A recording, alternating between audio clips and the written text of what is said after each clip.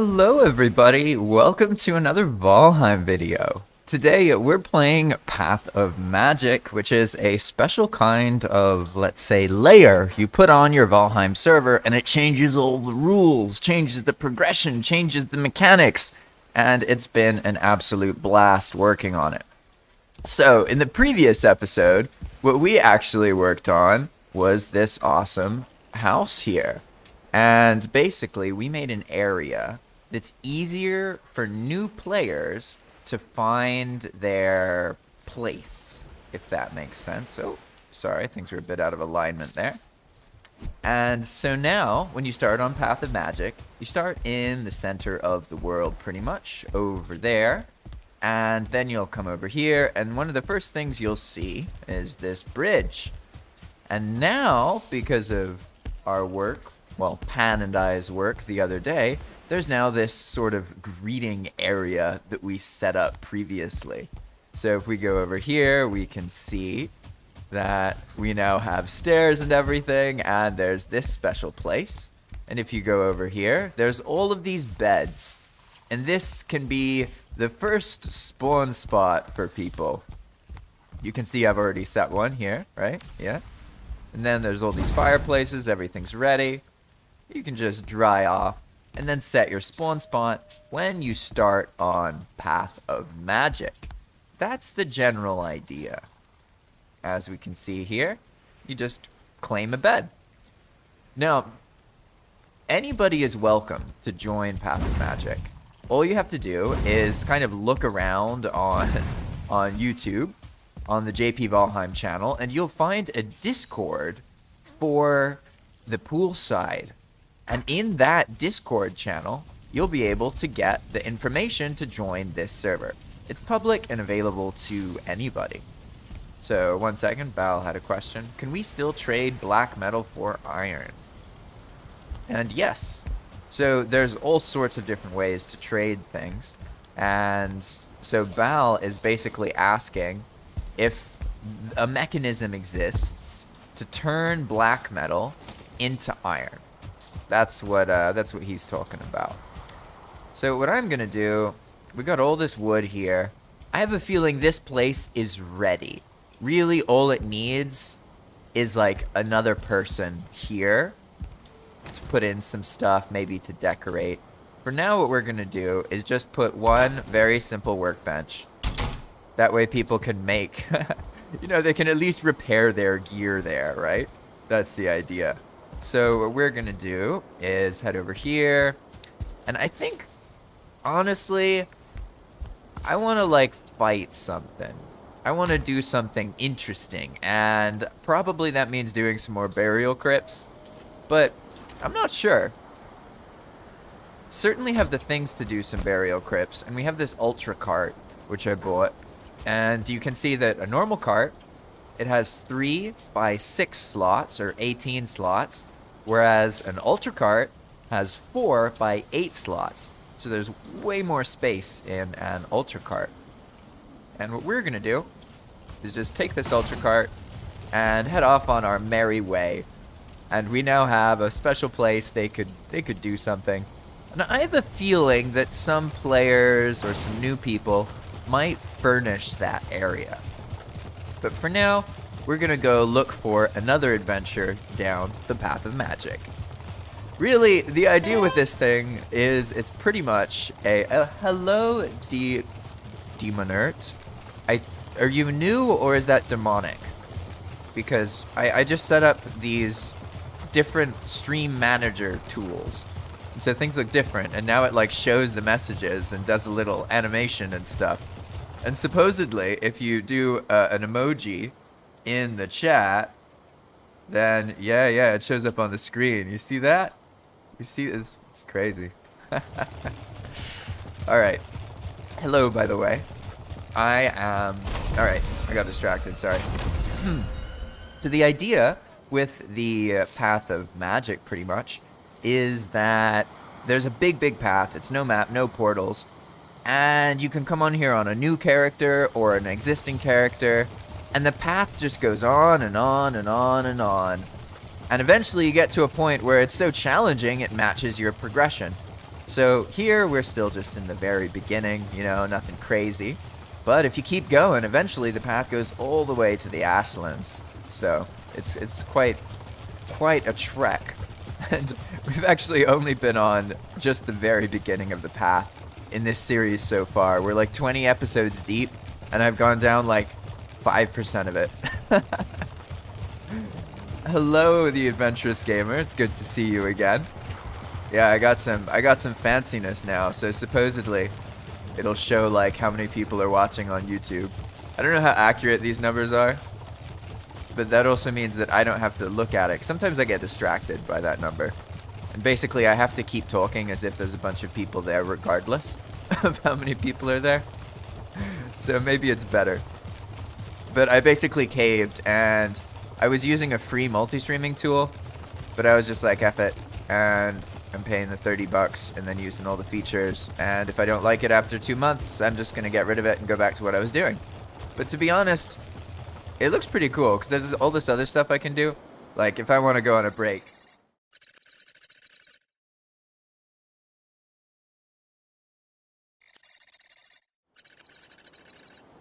Yeah, it's just like I can do all that kind of stuff, and I don't know.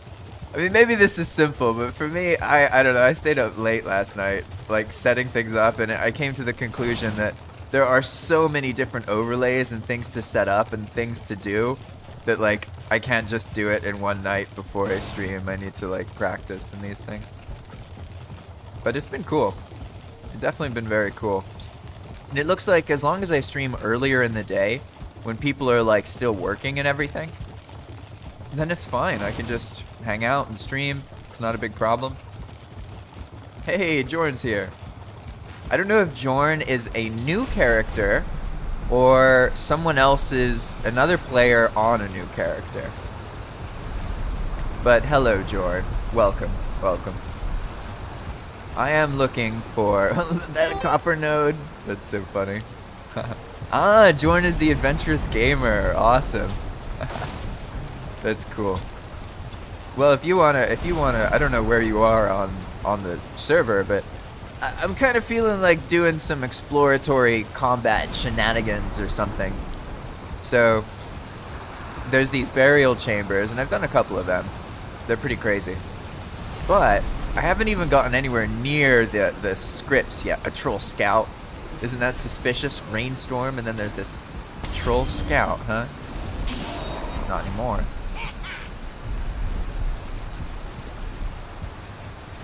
Feels suspicious. This has been too smooth so far. Odin shrouded me. What the hell, Odin? I didn't even know you were here. At least I'm on the path. Yeah, so in Path of Magic, Odin doesn't just show up, if that makes sense. He does stuff. So when he shows up, he'll start behaving differently, right? So Odin will show up, and then he might bless you, and you get something. But usually that doesn't happen. Normally he curses you. So he could tattle on you, making all of the enemies nearby come and try and kill you. Or he could do what you just saw, where he puts temporary mist all around you. And if you're sailing or something, that's horrible. Like, it's really horrible. And it's also very easy to get completely lost. Luckily, I was on the path, so the mist doesn't really matter that much when he gets you on the path. So I was saved. Although this is the first time I've been on the path like this when it's raining. And it's intense. It's definitely scary. Definitely scary. It's also scary that I haven't set a spawn, so I have to make it to the base without dying, which I'm fully capable of doing. I'm fully capable of doing, but that doesn't mean it's gonna play out that way, right? I have to not get distracted, and that is a whole other can of worms. It can be reasonably tough, to be honest. Hey, calm down, Mr. Diverger. Ugh. I have no stamina. Fighting with no stamina is such a pain. I can't even block things. Yeah, you get him. Thank you.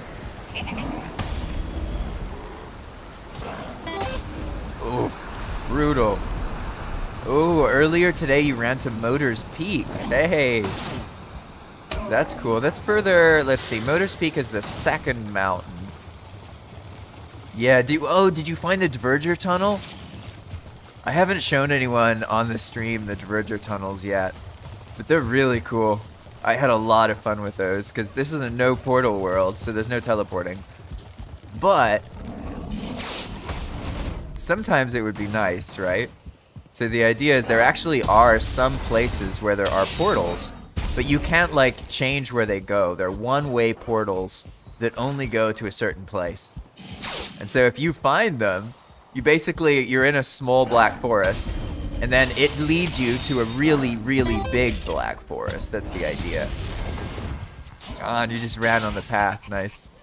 Yeah, well, sometimes if you get in the habit of looking around buildings and stuff that you find like on the side of the road, you'll find that sometimes they actually lead to all sorts of different places.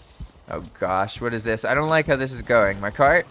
Wait, did my cart get destroyed? No, that was an ultra cart. No. Uh-oh, this looks bad. I don't like this at all.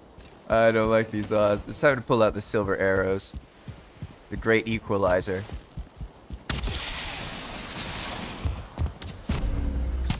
Ooh, I was close to that. Ah, that was lucky. I almost got killed by my own attack. Calm down, Diverger. Yeah, I aggroed all the undead from a crypt nearby. But now I want the metal from the cart that got wrecked. But I don't have any coins. So, I guess that's life, right? At least it stopped raining. I like the rain in real life, to be honest, but Valheim's very cloudy. Hey, there's someone on Twitch. Hello, hello. Normally people just watch me on YouTube, so welcome my one Twitch viewer. Hello, welcome, welcome. We are playing Valheim, Path of Magic. Hey, Valheim Enjoyer, that's a cool name. It's very specific. This is it's sort of like an altered version of, well, it's definitely an altered version of Valheim. But it's not like your normal mods, because Path of Magic works without any mods at all. It's a fully vanilla friendly server. The server itself is modded, but the players can do whatever they want. And there's a bunch of weird stuff going on. You see, like, I have this bubble shield. You know, all sorts of nonsense happens that you'll see pretty quickly. This is not the same. Holy moly. This is not the same as normal Valheim. I need to be more cautious. I'm going to get wrecked by these undead. It's so much harder fighting without any stamina. Gotta say. Oh gosh. Hey, you watch my videos on YouTube? That's awesome. I'm glad you recognized me. Oh, that axe almost killed me. This Draugr, chill out, mister. Come on. I just want some stamina, and then I can fight. Yes. I'm gonna eat some food. Leave me alone, Mr. Draugr. Oh, he got me. I jumped right into it, too. Oh, alright. Well, that works out, to be honest, because I lost my cart. And I need some money to buy another cart. And I'm going to go back to a bed that has a bunch of cash. So I can take the cash and spawn another cart. And everything's going to be groovy. So, here we go. Conveniently, there's actually some food down here. Unlabeled, of course, and way overpowered for beginning players. So I think maybe I'll just take the money away so that they can't do all that. But they'll get some of this food, which I'm sure will disappear really quickly. You may think that, having serpent stew and turnip stew and all of these things early in the game ruins everything. But trust me, Path of Magic is so unpredictably challenging that you can join with, like, cheat swords and still die. People do that sometimes. So, obviously, I try and stop people from doing that. So if you do that, you'll encounter weirdness. But it's definitely not as easy as people are used to Valheim being. In general, Path of Magic is kind of, it's more like Dark Souls-y, buildery. Valheim obviously is like that in the first place, but I would say that Valheim, there's something about the world. It's like the way they have a map and there are portals. It's really easy, if that makes sense. I'm not even talking about the combat. I'm just talking about the world itself. There's not a lot of like mechanics that you have to deal with when you play on map and portal mode. But when you're on the other modes, oof, or when you're on no map mode, it makes you like get to know Valheim sort of on a deeper level, if that makes sense. Yeah, there's already another player here. I can't rest. I'm used to like when I stream in the morning, no one's here, but someone's here. It is the Adventurous Gamer. That's awesome. It's definitely really one of the things I've noticed is that streaming is probably like one of the best ways to bring people to your Valheim server. Now I got a lot of time to talk while I'm running down the path, right? So what I noticed pretty much is that like if you're trying to keep your server active, what a lot of people do is they make posts in Discord and that kind of thing. But really what you need to do is play on the server yourself pretty much and like invite other people to play. And that's kind of why servers don't stay active. Because what I've found, this may be hard to believe, but a lot of server hosts don't want players to join their servers. Like, it's normal for a server host in Valheim to feel like their server is full and not want new players. Because people have this notion that like there need to only be 10 slots because there's only 10 slots for the servers or on the Valheim server. So that means only 10 people can join the server. But like, that's not true at all because you need like 100 people playing to regularly have 10 people on the server. Like, especially over months and months and months of time. That's just not how it works. Like 10 people are not going to play all the time constantly. So there's this weird disconnect with server owners, and like they don't really want people to join, but they also try and get people to join sometimes when their server runs out of players. But like that's kind of too late, right? You have to like be playing, and I've seen that unfolds. And honestly, nothing has brought players to the server as much as like when I first launched it and made YouTube content, but also now that I'm live streaming and telling people they can join. People just kind of join, you know, and the people who watch the stream are people who play on the server.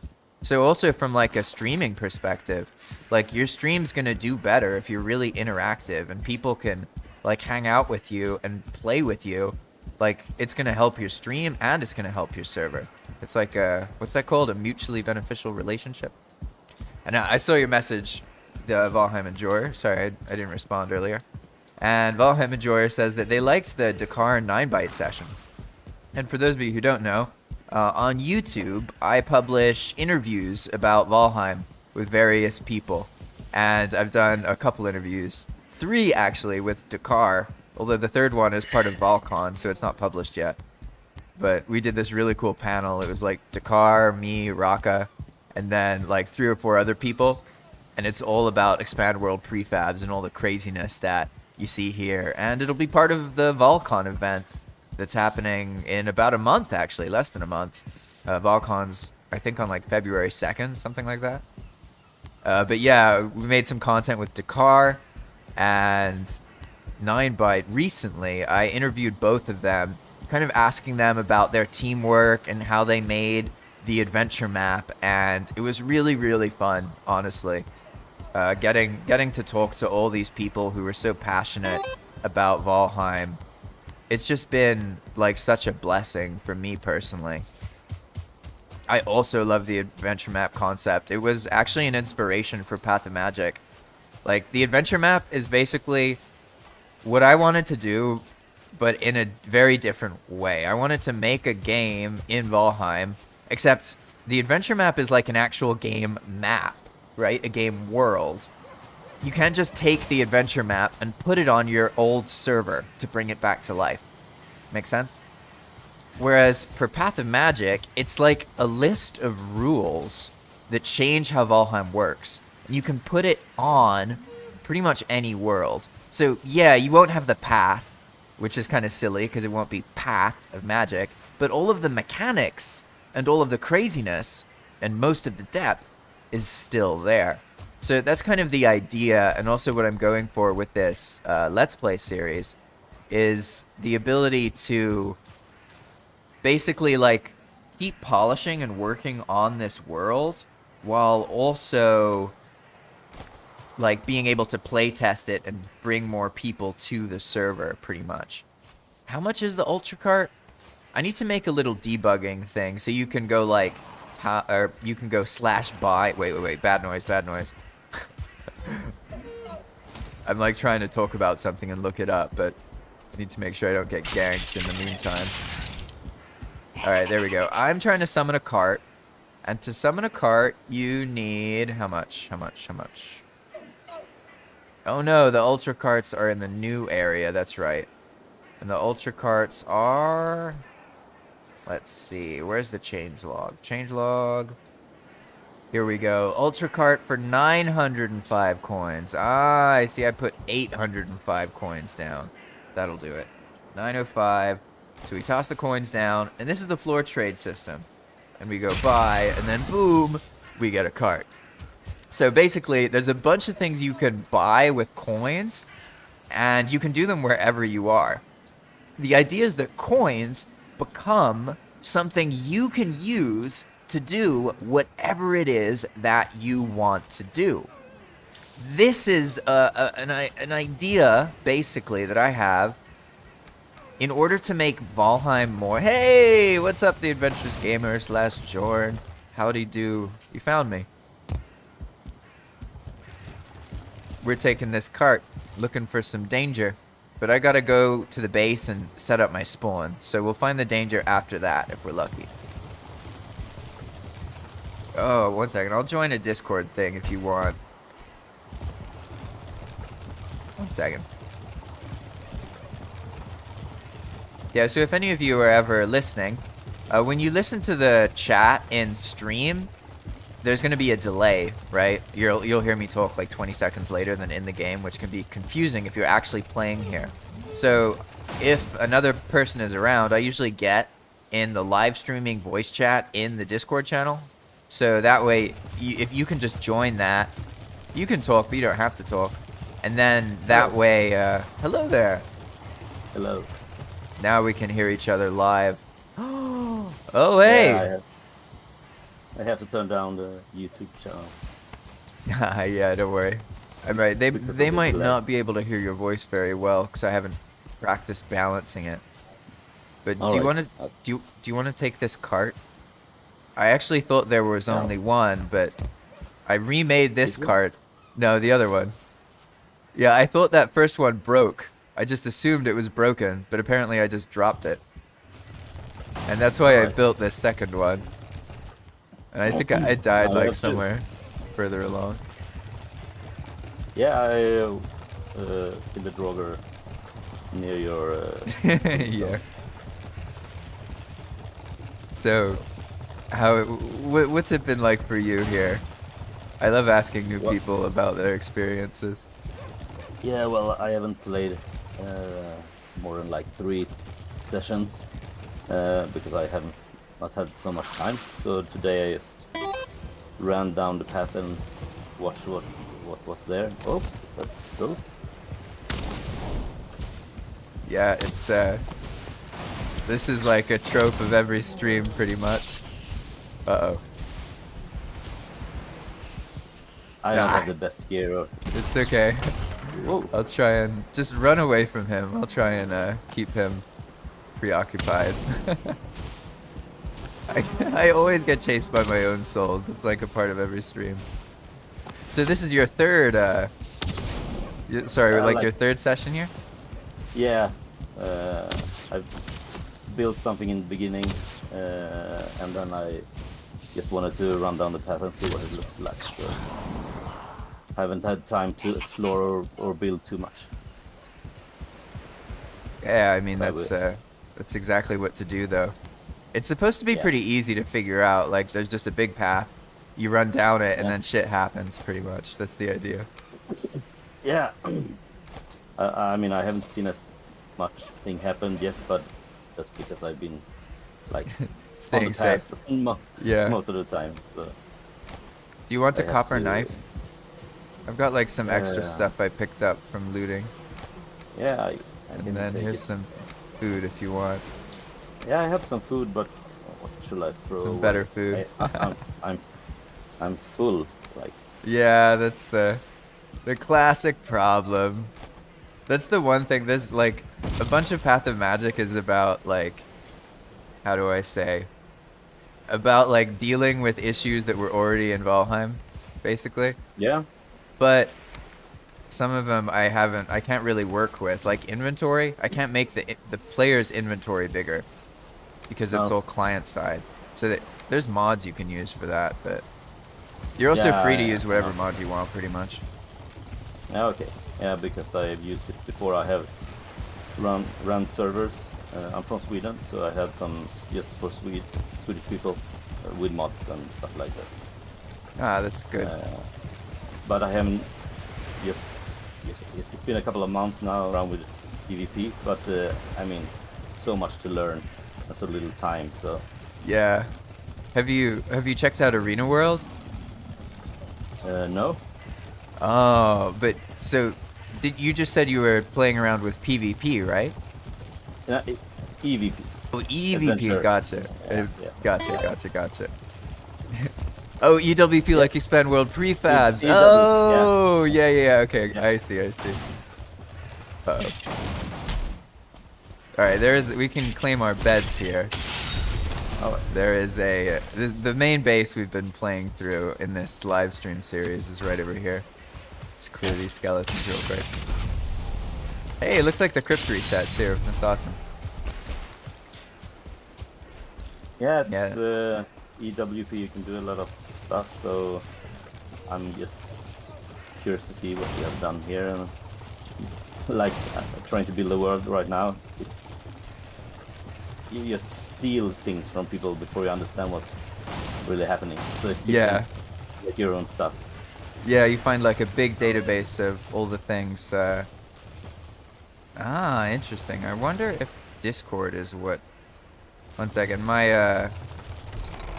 the stream thing seems to have busted. Give me a moment though before I get distracted. There's beds over here, Yeah.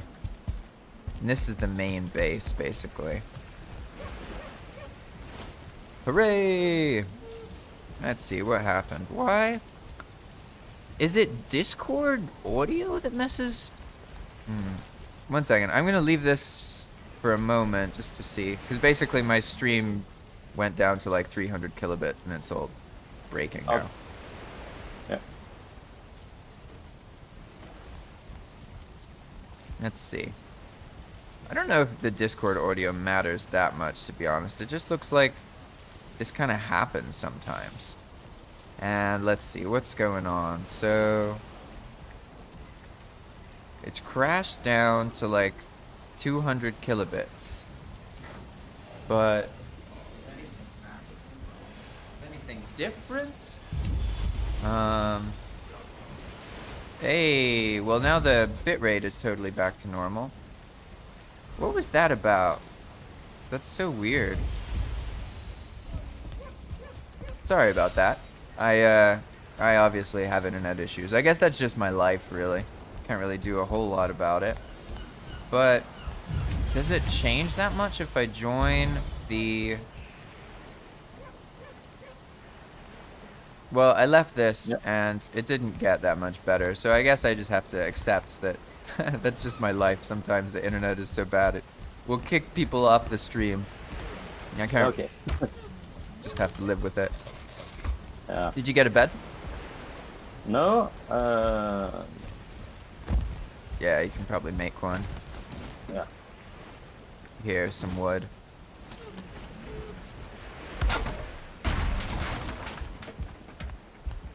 Let's see. At some point, I'll need to organize the food a little here. I guess I can do a basic organization. Let's see.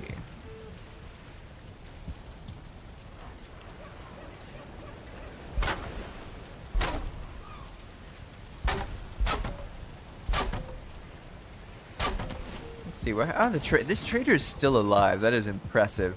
These guys are normally kind of hard to stay alive, to be honest. All right. I just realized, I'm sorry, Valheim Enjoyer. I actually thought you were, I got confused and I thought you were Jorn, but that's the Adventurous Gamer / Archon who I'm talking to. So I'll read your comments now. Apologies. Valheim Enjoyer says, if it broke, you didn't get the material. Ah, for the cart. Whoa, what was that? Oh yeah, I left the door open. That was silly. So yeah, basically, I thought the cart broke, and they're special carts, ultra carts, and they have bigger inventory. So the thing is, yeah, when it breaks, you get the material back. The problem is, it will then be a normal cart if you rebuild it. Like, if I build a regular cart, right? It's just a normal cart. It's not an upgraded inventory cart. If I want the big one, I have to purchase it and keep it alive, because once it breaks once, then it's over. And then your other question, again, sorry I didn't respond, is EWP mostly compatible with other mods? And it's actually pretty much completely compatible with other mods. The issue is, if Expand World Prefabs acts on a prefab that like a mod does something with, then there might be weirdness. But EWP itself is pretty much compatible with everything. It's just like, if you make a script with EWP that interacts with things that the mods interact with, then maybe that script becomes incompatible with that mod. EWP is pretty much a scripting language for Valheim. So it's not as simple as like, oh, it works here, it doesn't work there. It can actually work with mods too. So like, you can use EWP on modded prefabs.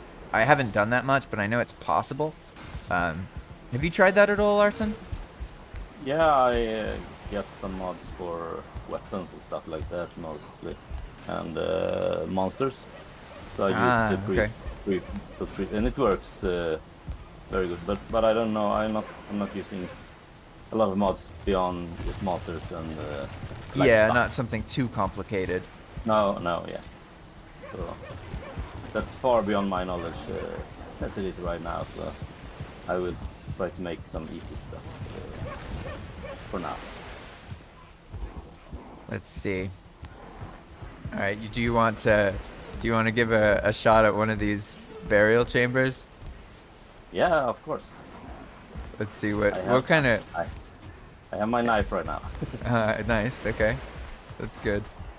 Let's see. Do you have a bow of some kind, like a pine wood bow?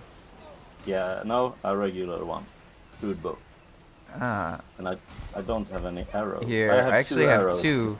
I have two bows. There's like, Path of Magic has drops sometimes when you kill stuff, so you can just take this pine wood bow. It's an extra one. And then I think I have some arrows too. Oh no, there's a chest. Yeah, if you come over here, this barrel that says arrows is full of arrows.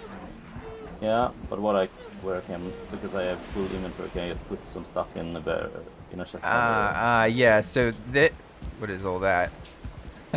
This is the nonsense barrel, but it's full. So we need a better dumping area, to be honest, where you can just toss stuff in. How about? There are 3 slots here. But for now, let's see. For now, I'll just make this chest here. Right there. Okay. There you go. Right. Yeah, you can throw things out later, but No, don't worry. This will be the chest you just dump nonsense into. There's no point wasting your time organizing inventory stuff. It's alright. I'll deal with it later or something. Valheim Enjoyer says, that's good to hear because I have habitual to some I got habitual to some mods like Crafty Box and Auto Fuel. Those mods work really well actually. So I actually use like you see I use quick slots, I use crafty boxes, I also use like I think it's called AAA crafting by Azumat that allows you to search for things, and like instead of clicking each time you can make like 20 of something and then just wait, and it'll take as long as making 20 but just with one click. So Yeah, and whenever you play on Path of Magic, like anybody's free to use quality of life mods. Like quality of life mods are usually they don't cause any problems. The exception is some quality of life mods that interact with like chests and organized inventory. I've seen situations where like an update happens and then that starts breaking everything. So it has happened, but for the most part, they work quite well. One of the mods that I've been thinking about trying out is the one that like as you pick up stuff, it automatically puts it into a nearby chest if the chest already has that item in it.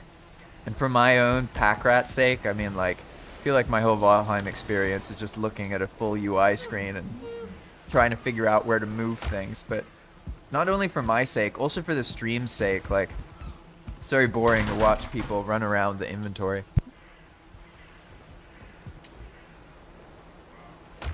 So I'll mute myself, or else there'll be a blending noise. So you'll hear me shut up for a moment. But shall we sleep or? Yeah, that's a good idea, actually. Very good idea.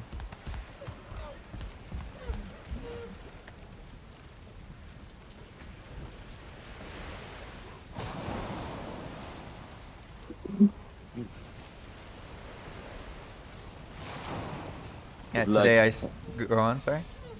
No, yes, I've been working so much with like using Infinity Hammer and stuff like that, server Devcommands, so playing Valheim is, I forget that I can die.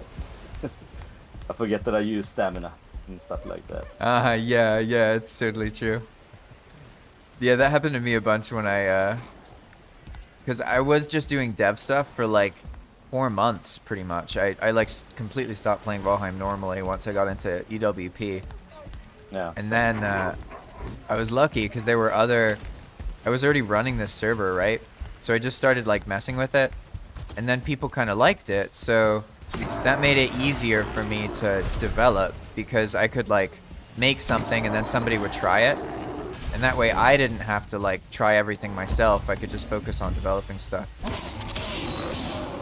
And if it wasn't for that and like the other players on the server, I don't think this would exist, to be honest, the way it does. Yeah, I just went to the front. Alright, let's see. Did you get some arrows? Yeah, I took 100 fire arrows. Yeah, you'll definitely need fire arrows. And probably some kind of club, but we'll make it work. So the crypts, do you know how the crypts are different here? Like, have you noticed? The only thing I know is they respawn, like. Ah, okay. Yeah, so I'll explain while. how it works in a moment. One second. Yeah, okay.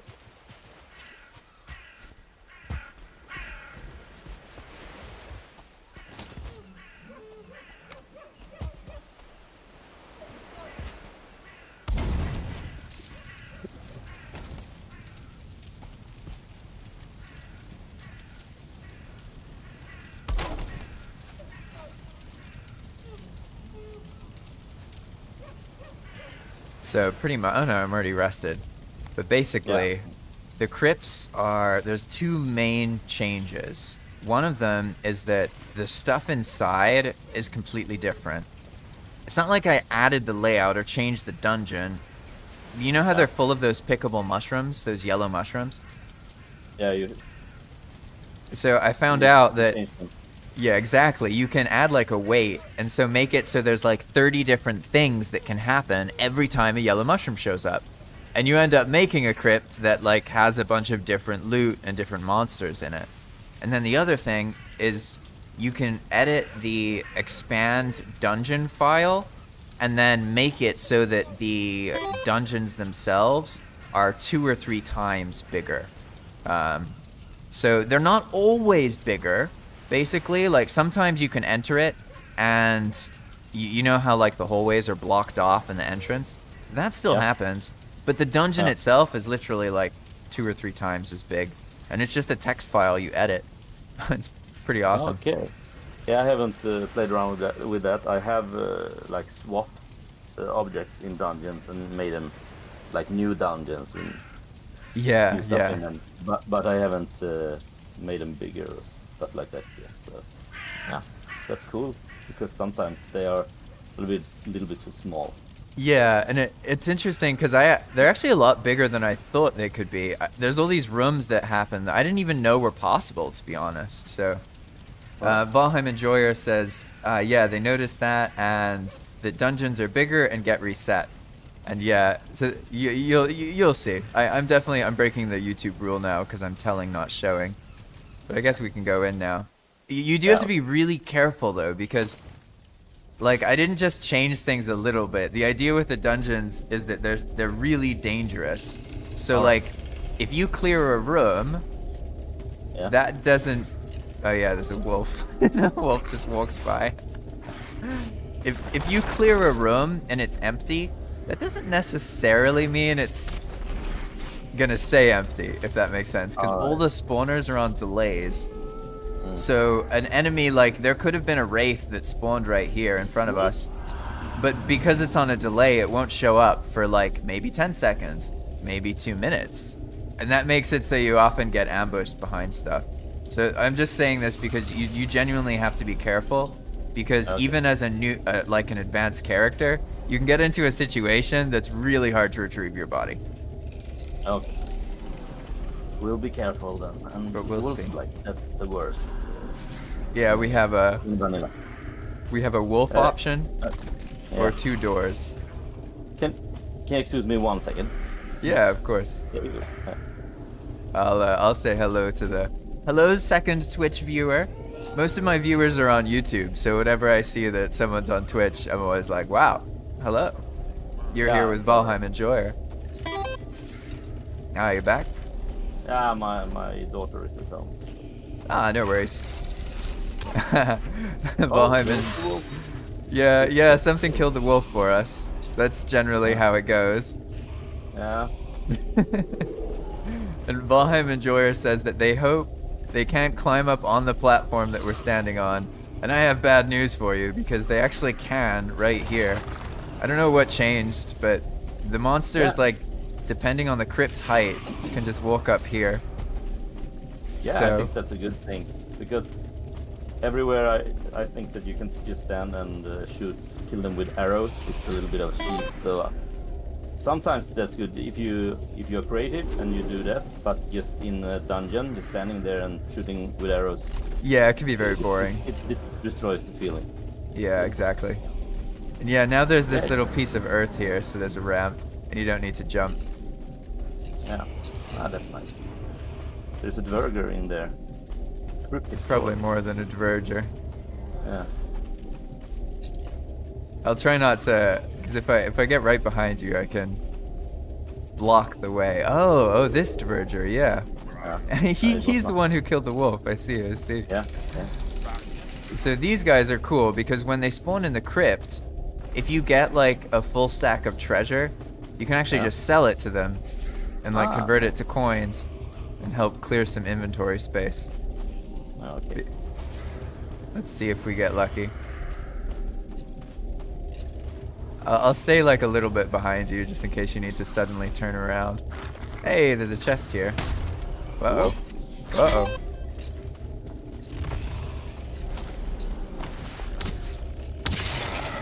Uh-oh. Oh, I used a frost thing. I almost killed myself. I used the wrong arrow there. Brutal. Yeah. Yeah, so a lot of the arrows and stuff are altered, let's say. I only have frost arrows? Oh, that's not good. Uh-oh. Okay, the dverger takes care of everything. The dverger's just ganking the whole place. That's awesome. That actually works well. Yeah. It'll help you get some better stuff. Yeah, like we can aggro him, right? If we shoot at him. Yes, yeah, he'll kill us if we hit him. Yeah, exactly. So we have to be a bit careful. Yeah. He's definitely, he's going to town though. I mean, that's awesome. Huh? Hello, Raven Schotten. Welcome, welcome.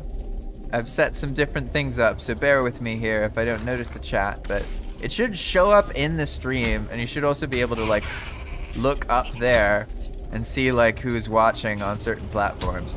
It only works with 4 platforms right now. And I only have an audience on one of them pretty much, so I'm brand new to Twitch. So thank you for watching on Twitch. I appreciate that. I hope there's not too many ads. These chests, I don't know why. I added these chests, but for some reason, no! No! I hit the diverger! Look out! Look out, look out, look out, look out, look out. Be careful. Oh. Now we have to kill him before he kills us. No, No, he got you! He's Yeah. about to kill me. I almost got him. Oh god. Oh god. Oh, Oh god. No! I didn't mean, I've almost killed him. Oh, that turned. No, now he's not gonna help us kill the other monsters. I keep some of my stuff. Yeah. Yeah, the world modifiers are set up so you barely lose any experience. Oh gosh. You wanna go? Haha! Okay, I got him. Whew. He got triggered because I hit him in the face with an iron mace. It was a mistake. But it's safe now, I killed him. Yeah, I'm coming. Yeah, this script will probably help you get some better stuff.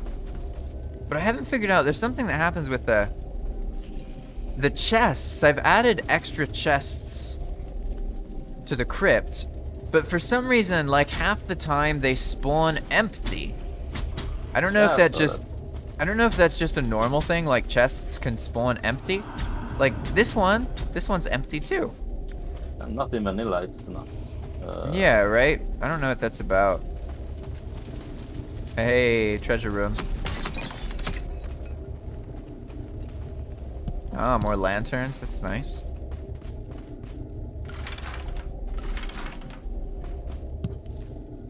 Yeah, this is it's an alright crypt. It's smaller. Yeah.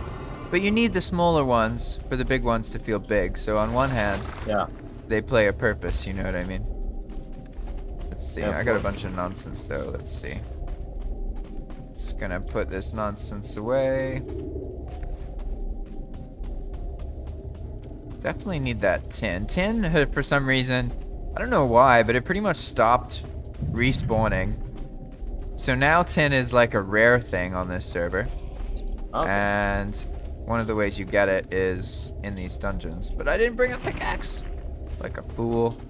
Yeah, I got mine. You have one? Hey, nice. I just made it at your place. Yeah. I saw. Did you do the eek chest? Yeah, I did it today Sweet. before I ran down the path. Yeah, that's sort of the good intro. Yeah, because I didn't like when I entered Path of Magic first time. I just entered and didn't read anything, looked up anything. So I didn't know what to do. But Yeah, this time yeah. I looked up that you had to put stuff in the chest. So. Yeah, It's that's it. pretty When I first started, I sort of had a philosophy that I expected players would read about stuff, but now I've changed the philosophy. So instead of players expecting them to read about things, I expect that they won't read anything, and that the game. Oh God! Did you have some silver arrows? No, I don't think so. Something totally lightning to me. It works though. Let's see, what was I saying? I lost my train of thought. That often happens. I'm like trying to say something and then I just die or get wrecked. Especially when it's like 100 creatures around you. Yeah, exactly. Yeah. Oh, what there's a were we bunch of talking crystal about? here. Ah, yeah, joining the path. Yeah. So my mentality in the beginning was that like players need to learn about it, right? But to be honest, now the idea is that the game itself should teach the players. So basically they try and play normal Valheim, and in doing so they learn what Path of Magic is. That's the idea pretty much. I think that is one of the best features in Valheim in vanilla. It's like it's not very much you have to read or stuff like that. You just learn as you go on. They have made a good job with that, so I think that's the way to teach players. Yeah. Yeah, I guess in general that's like a good game dev strategy, right? Just to make sure that players can learn Ooh, through no. play. Oh, something popped you. Oh gosh. Yeah. Is that maybe what I saw was me dying, and I just mistook the explosion. Yeah, I think that's what happened earlier. I thought that I exploded to like a lightning bolt or something, but really I just died and exploded. Oh. Okay, because a little bit more happens when die. Yeah, exactly. Okay. You don't just loot a tombstone, you also... That is purely aesthetic. It actually used to be a real explosion, but Okay. it would kill the enemy that killed you, Yeah. and I found that it made the game a bit... I don't know, I didn't like how that worked. It felt too strong, because you'd always, like, something would kill you and you go back to your body, and the thing that killed you is dead because of the explosion, and then you get the loot. Yeah. So it like made this loop of like you die once and then the thing that killed you died, so it's kind of Okay. lame to be honest.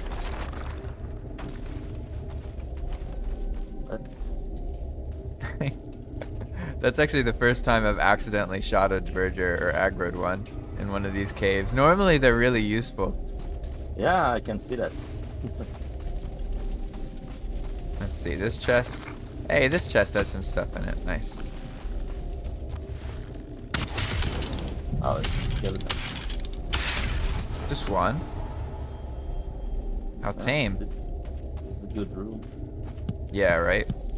Lots And of you cores. get 3 every time. I really like the thing when, like, when you get loot from killing an enemy. Yeah. It is stolen, or what you say.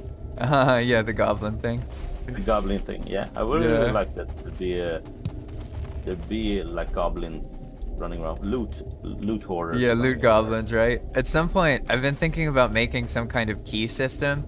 So the more the goblins steal stuff, it makes it so like the next time you kill a goblin, it drops, I don't know, more treasure or something. Like, I haven't figured out exactly how to wing it, but there's definitely a way to make it so the more loot gets stolen from a goblin, then like it's as if they take it somewhere, right? Yeah, that I would be think cool. that seems kind of cool. Yeah. Let's see. Yeah. Yeah, you always get ideas, and I think I've been working on this world of mine, and like you get an idea and you start working on that, and then you get another idea and you start Yeah. looking at that. Then you and- have and that's why I- 2,300 ideas. Yeah, and the thing is, I don't get very good at like the basic stuff because of that, because I want to try new stuff. So I figure I just have to sit down one day and be good at the basics and understand them more. Yeah. Because it doesn't benefit me to try to do 1,000 stuff like poorly, but to do 1 or 2 things. I really wouldn't good worry and about learn it so them. much, man. Really, like if you're enjoying it and you feel inspired about one system, then another. That's what produced this server, to be honest. Like, Yeah. a lot of the systems I made in the beginning, they're made badly. They're like I had to go through later and like reorganize them so that they're more stable. Like, I could have done that better, right? But it doesn't really matter. Like, you just have to have fun, and you're gonna be more. Like, you'll get the basics down once there's a lot of things you've been interested in that you've adjusted. Then, like, but you'll get the hang of it, right? Yeah, exactly. But it just It takes time. some things I just copy, and I don't really understand why I write this here. Yeah, but that's how everyone So- starts. Like, that's literally Yeah. like how this started. Was I messaged Raka, and I was Yeah. like, "Hey, when chickens lay eggs, we can't pick them up automatically, and it's a huge pain in the ass to run around the farm manually picking up every single egg, right?" Yeah. Yeah, you have that set. So the armor you're wearing has a set bonus that freezes deer in place. Ah, okay. That is what, Yeah, so I that's can- what's happening. It says it, or no? Does it say? Yeah, so if you took off either your headpiece, chest piece, or legs, that deer would then, like, stop running. Yeah, see? Yeah, And then if okay. you put it back on, and it only works on the deer that are close by. It's like, just a way for beginning players to get leather more easily and learn about set bonuses, but yeah, perma-rooted, exactly. That's That kind of cool. I want to do more of set, but that's one thing I haven't had time for yet to, because I delete all the sets that are currently on the modded things. yeah. Number from mods. So I want to do my own, so it aligns with my view Yeah, of your the server world and I'm everything. making. Yeah. Yeah. So Well, that stuff's actually pretty simple. It's one of those things that once you get one set bonus set up, it's really simple to set the others up. The conflicting part is like what you make the set bonus do.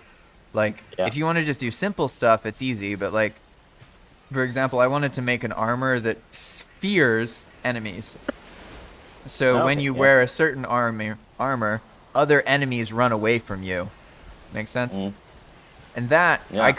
I could like set everything up except the mechanic that feared, and that's where Valheim world editing comes in, because I just told them what I was doing, and then Dakar like showed and Raka showed how to do something, and once they give you like the building blocks, even if you don't understand it at first, you can then take that and over time use it, you know what I mean, to like build things that you actually understand and customize them. But I'm still Yeah, in of that course. boat. Like, I can't do everything. And I Oh. often, like, ask Dakar or Raka about something, and then they show me an easier way to do it. Yeah, there are some brilliant people on that Discord channel. So, and like sometimes I know I have learned something, and then I work for a week or two on something else, and I come back and I forget about it, and I have to ask again, and it feels Yes. like, don't you understand this by now? It's like Yeah, it's like a meme so how much. often people are like, here's the documentation. Yeah, I know. It's I hard, though, get it. because, like, the docs, it's hard to know which doc to look in sometimes. And sometimes they're out Yeah. of date. So, like, I don't blame people, to be honest. The docs aren't really Oh, useful for new people. They're useful for people who have gotten their feet wet and they're more comfortable and they want to learn more. But for a brand new player, you can't just, like, read the documents and know what the hell all that stuff means. You know? Like, at yeah, least I exactly. I can't. agree. No, I can't do that either. And it's like always, often it's one little thing that I don't understand, and it's like I need to know that thing, but I can't read what to do with it. Yeah, You understand? exactly. I can't You read don't know the information. terminology. Yeah, exactly. So yeah, it's but of course if I compare now to when I started, it's I can do some Yeah, cool it's like things. So night and day, right? yeah, it really is. So just keep working on it, and I think this is like I love Valheim in its like vanilla form, but I think Yeah. it opened up this thing that will become more and more in the future with games. Like you have a base and you can then you Adjust can it. expand on it and do what you Yeah, want with exactly. it. Yeah, that I is the I future of gaming, I think, I hope and it will so. become easier as well to do things. Yeah, I certainly hope so, because it's been I've been so impressed. Like as a kid, I always dreamed about a game that you could play that would make a game based on the way you played it, Yeah, if that makes sense. But that was very abstract. Whereas now I see like the way EWP modding works is that.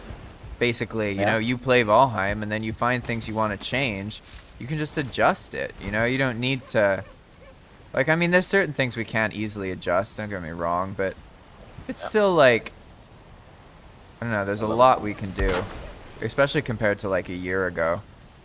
Yeah, I of don't think course. Iron Gate even understands how much is possible this way, to be honest. No, no, I don't think. I mean, they have a lot to do as well to just build the game. So, Yeah, but I exactly. think, but of course they see stuff as well, and they have to recognize what they have contributed to as well. Even if they don't work on it, they lay the base for Yeah, this exactly. They laid the foundation. the foundation. So, yeah, and I think also gaming with the AI coming in, Oh it yeah, it's gonna will open soon. up the Yeah, of course we will see games where the the quests like builds up what you did before. They are smart. Yeah, They see exactly. if you did something bad, like and creatures in the world that are bad will like try to do more bad stuff, and you know it just builds on what you have done in the game before. So Yeah. it's going to be quite cool. Yeah, it's almost like more. I have a feeling that the indie scene is basically going to completely consume the AAA gaming scene, and the Yeah. AAA gaming scene will sort of not be. It's like it has this corruption pattern basically, and it comes from Yeah. the business structure, not really the games and the people. So Yeah. once normal people have all of this access, because like AI basically means one person can act in the way a team of 2 or 3 people did 5 years ago. And that's going to Yeah. keep happening, you know, and we're going to get to a point where like there's so much technology and art and generation and AI that one person can literally make a game that would have taken, 300 people 10 years ago. Even if you look at something like Ocarina of Time, that was a Mm. 200 person team working for like multiple years, if I remember right. Yeah. One second, let me check. OOT development time. Development time. Yeah, so they worked on it for 2.5 years. 200 people for 2.5 Yeah. years made a game that now one person could make in a year in like Unity. Yeah. Like you, obviously the assets and stuff. We have a huge advantage now because if you want to make low poly assets, it's like super easy. And like just wait until there's 3D rendering AI, So you Yeah. just are like, I want a goblin that has yellow skin and an angry face with big teeth, and then boom, 3D model of that, and then you can adjust it, and it totally changes the nature of game design. I'd say for a lot of people, in all honesty. Very Yeah. exciting stuff. It's exciting, and it's also you start thinking about problems with that. Like everyone that is interested in the games will try to make their own games. So who will play the games if everyone is adjusting a lot of games? So Yeah, I see what you yeah. mean. Do you want to try my game? Yeah, and we try it for a day, and do you want to try my game? And you keep on doing that instead of playing one whole game. I don't know. I guess in my Some head, of there's. those- I wish more people created, but in my head, most people, they like don't have the support they need to believe that they can create something, if that makes sense. Like I've seen Yeah. how a lot Yeah. of people, they like think that they identify with not being a person who creates, and like that's really Yeah. problematic, really, in the long run, because everybody can create stuff. Yeah, of course. You create by a lot of stuff in life. So you saying you're not creative, and then you go and make a fantastic like meal. I mean, that's creative. So you can be creative in a lot of ways, Yeah, and exactly. just find your thing. Now I'm resting. I actually have to go now. I Alrighty. have Well, thank you for joining, and yeah. anyone thank else you. is also fully welcome to just join and play and chat. So see you around. Hey, look at Bye-bye. that. Bye bye. Look at that. We got our first scam spam from Twitch. Thank you, Kuro-kun. You gave me scam or scam spam. How do I say that? Spam. What is it when people like spam messages trying to get you to join random things? Why do people even do that? There is no way it works. Like, no way. I've seen how retention rates are low on actual content, let alone when you're just like randomly posting a comment about something. Like, I feel like when people do that, it literally does nothing. Like, so it makes me wonder, like, are they doing it so that they can like sell it as a service to somebody? So you know what I mean? It's like it's hard to figure out what actual use people get out of spamming random channels that have nothing to do with them. Like, who's gonna click on this link? You can't even click on it. You have to actually type the whole thing. Like, you can't even copy and paste it. You know what I mean? Like, it's just like, I don't even know. So Raven Shatton says, do I need a new character for joining? No, you could join on any character. It just changes where along the path you'll find the most enjoyment. So I'm on a brand new character, and everything I have now is like obtained from Path of Magic and progression. But I'm still just in the Bronze Age. Like, I haven't even bothered doing any Iron Age stuff.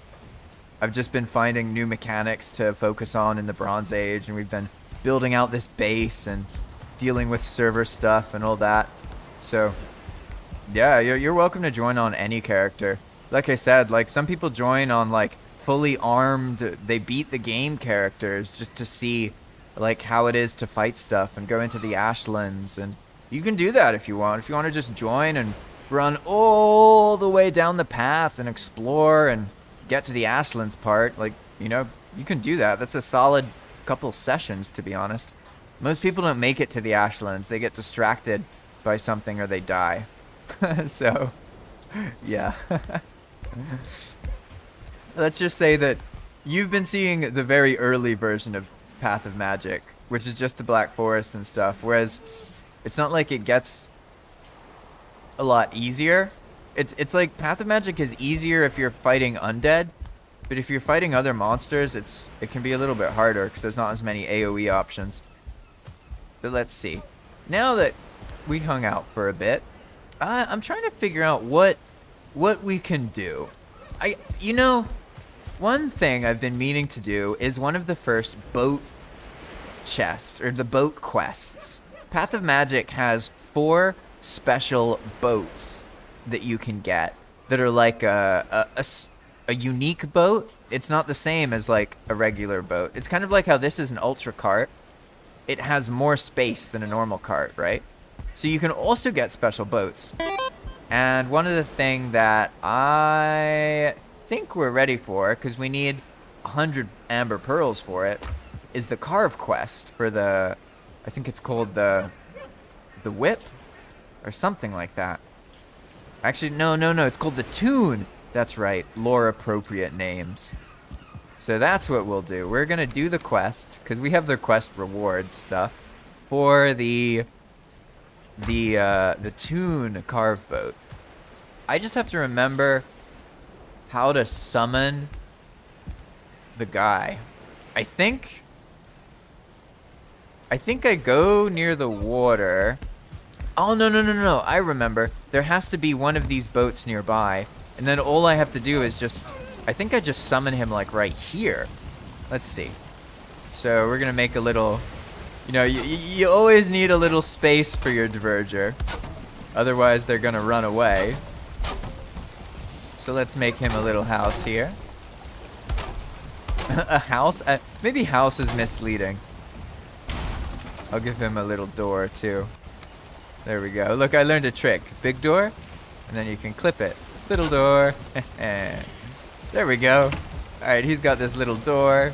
Now we just need to summon him. And supposedly, because he's next to the carves, I think it'll turn into the quest verger. Otherwise, I'm about to waste 999 coins. Oh no, I have to go trader. Oh, nope, that didn't work. I'm doing something wrong here.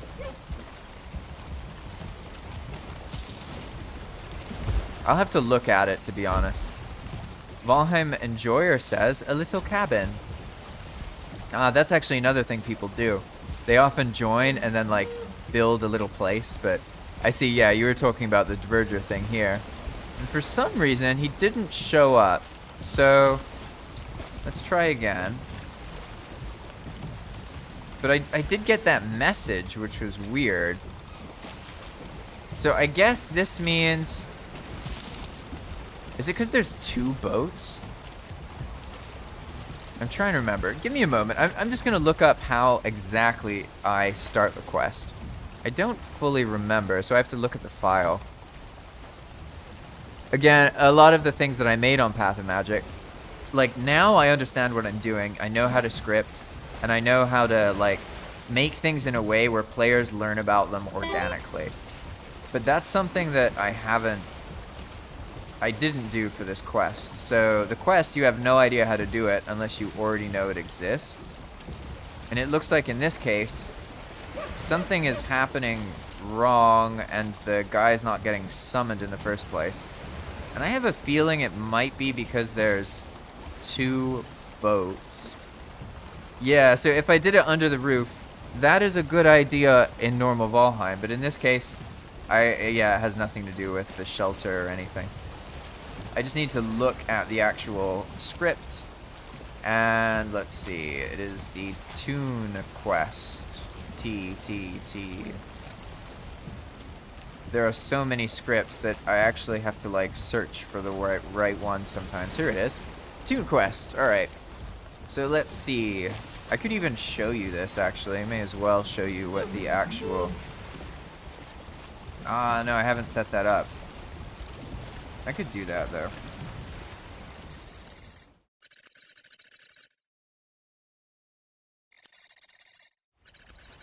Sorry about that.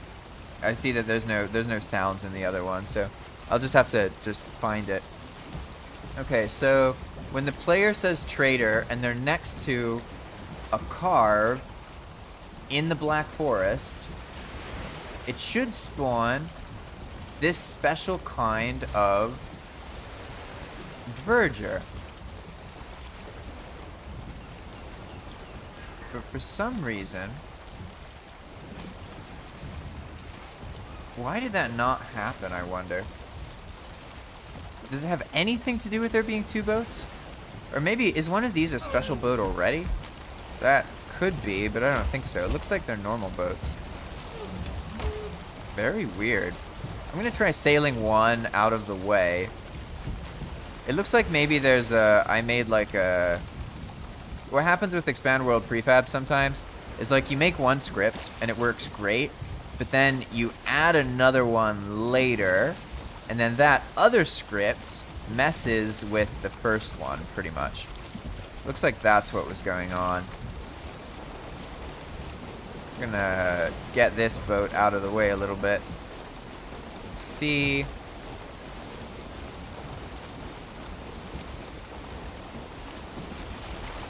Hooray! That should be good enough. Definitely bizarre behavior, though. I'm gonna just sail this boat away and then drown myself, apparently. I think I'll be alright.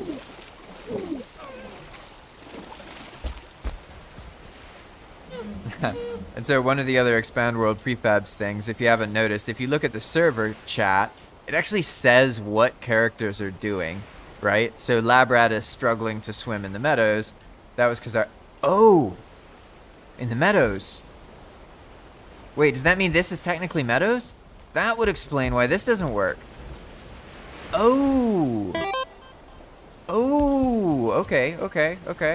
Very cool. Hello there, Jasonheim. I think Shin, I think. Hello there. I don't fully understand what raids are, so maybe someone can explain to me. But supposedly it says a raid from Jason Shim. I've heard about those things before, but yeah, basically this quest only works in the Black Forest, or yeah, just the Black Forest. Basically, Path of Magic has all these Diverger that you can summon. And depending on where you summon them... There we go. The Diverger is different. So it looks like because I'm in an area that is technically considered meadows, that has made it so it's not working. So what I need to do is take this carve somewhere that is definitely Black Forest, like without a doubt, absolutely certain Black Forest. So it looks like all we need to do is kind of just wrap around to the other side of the base pretty much, and then I'm thinking it'll work. It actually makes sense too, because you can see those are Meadows assets. So probably we're on like one of those weird stretches of terrain where the main part of it is Black Forest, but then like the little edge of the base is technically in the meadow. And that was causing the quest to not activate. Honestly, it should probably just work regardless, as long as this boat is nearby, but it is what it is. Now we're definitely in the Black Forest over here. I'm gonna go a little bit further just in case. You never really know with the water. Alright, so now, in theory, if I make a little platform, our diverger guy will actually show up. But before we actually do that, let's see. Alright, here's our platform. Now if we get our trader, what happens? Ah, no, something's wrong here. Oh no, it's probably because that diverger's already there. Ah, right, that's right. You see, all of this stuff, a player couldn't do this, which means like the quest isn't polished enough, and that's the kind of thing I have to do. Because like now I know why it's not working. It's because I was in the wrong biome, and then it's because I'm too close to the diverger mage, and it won't let me summon another one because I'm close. But the problem is, like, how's a player supposed to know that? To them, it just looks like it's broken, right? So I need to add catches for all this stuff to make it, like, very clear that when the guy doesn't show up, this is why. That way the player knows exactly what to do. That's the idea. Hello, whoever is the second Twitch viewer, by the way. Welcome, welcome. And also, thank you for watching on YouTube. I always appreciate all of you.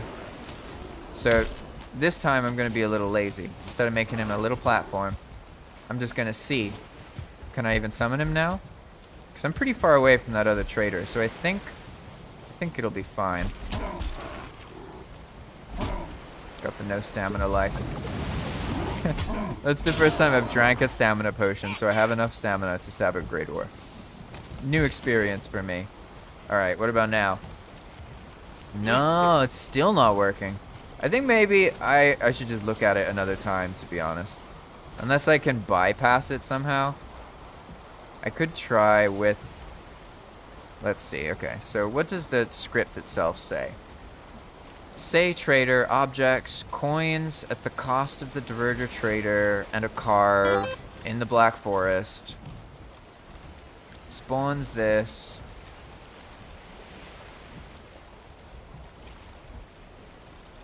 Summoned the carved shipmaster. Oh, yeah, it's why does that not work? Something is trumping it, so to speak.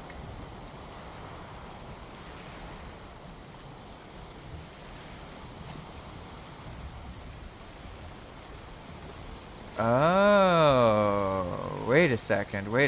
I think I see. The coins. Ah. Why did the coin part get removed? It's so weird. That doesn't make sense at all. I'm gonna try something. If I update this here, it targets the coins, and then it should spawn a mage, but why is that not happening? One second. Command say debug. What's this? Ah, hello MLE. Welcome, welcome. I just saw your chat message. So I'm actually debugging a quest in this. You should be able to summon a special kind of diverger who gives you a quest to upgrade the carve. But I seem to have messed something up, and I'm looking at the script to see why he's not showing up. It looks like he should show up, so the player... Ah, I think I see. All right, let's try this. So what's so cool about this kind of scripting is basically I just had the text file up, And I haven't set it up to just show you. Otherwise, I would just show the text file in the stream. And I just refreshed it. And if you look in the top left, I have the disconnection icon, and now it's gone. So now it's been patched. And we'll see what happens if I go trader. It does that. Okay, I understand what's going on now. So what I need to do is change it to something else, maybe? Say quest, and that did nothing. Why did that? Oh! Okay, I see. I never updated it to be a pile of coins. That's a good idea, Valheim Enjoyer. Good idea. But basically, I know exactly what happened now. I know exactly what happened. Basically, here we go. Pretty much, I updated the divergers. So, in the past, you wouldn't...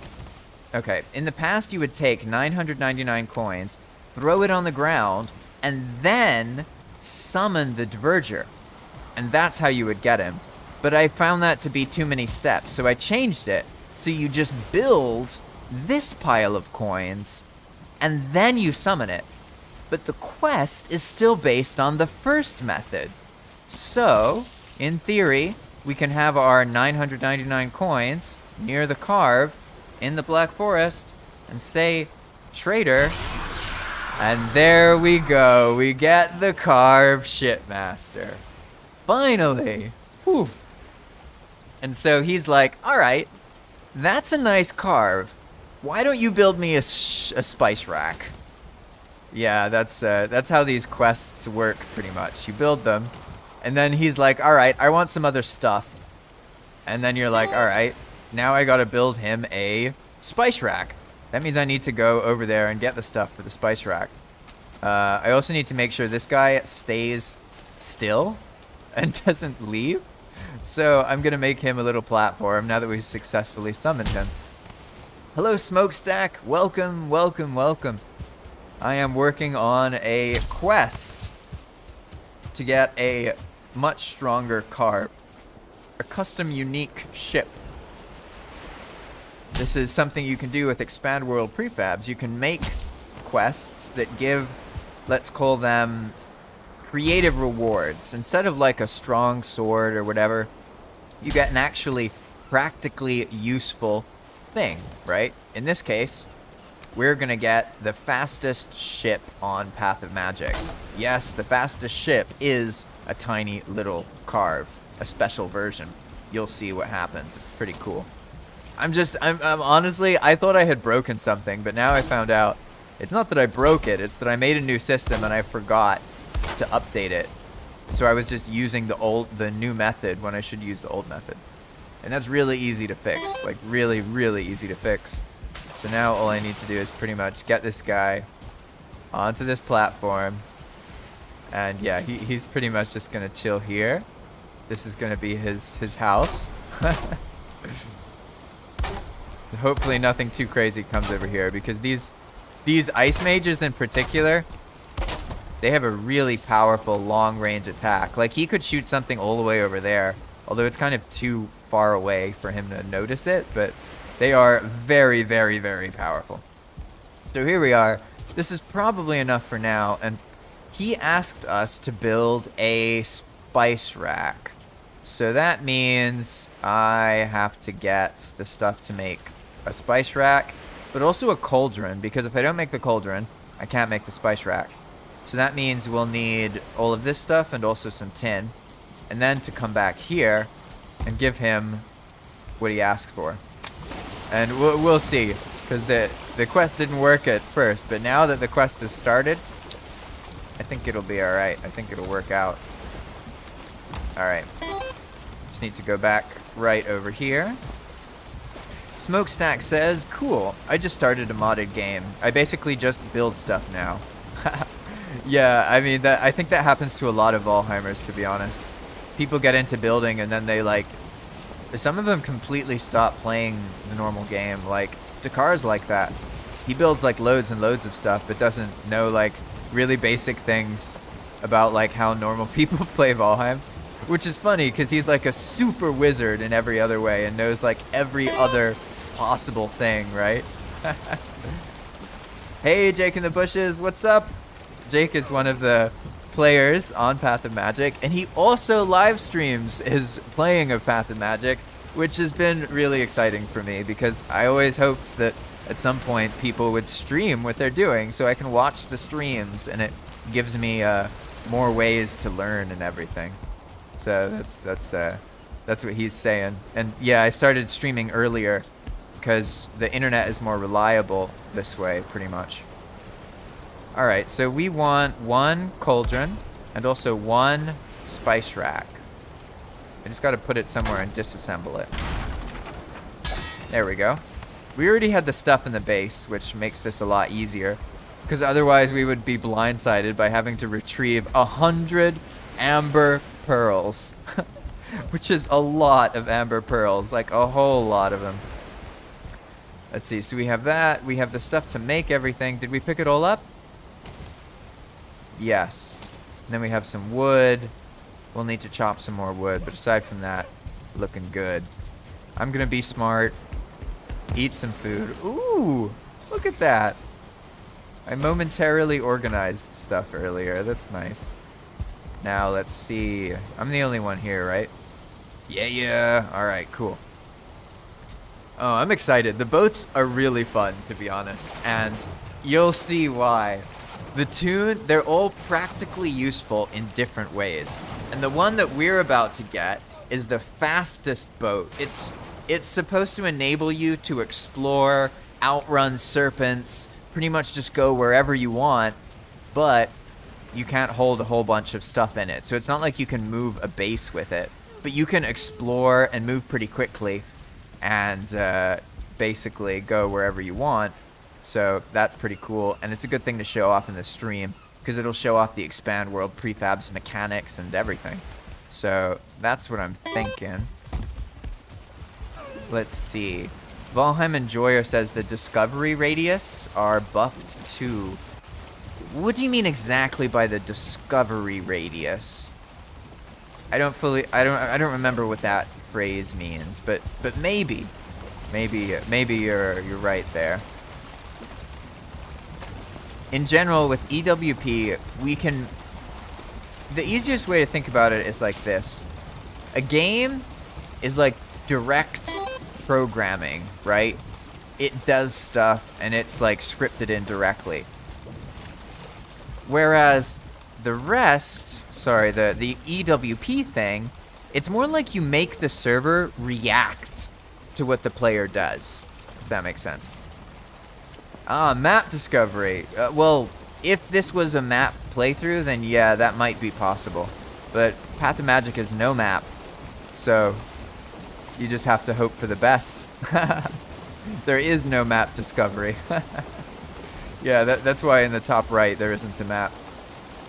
I mean, you know, sometimes people, I'm not against people using maps. There's maps in the Discord.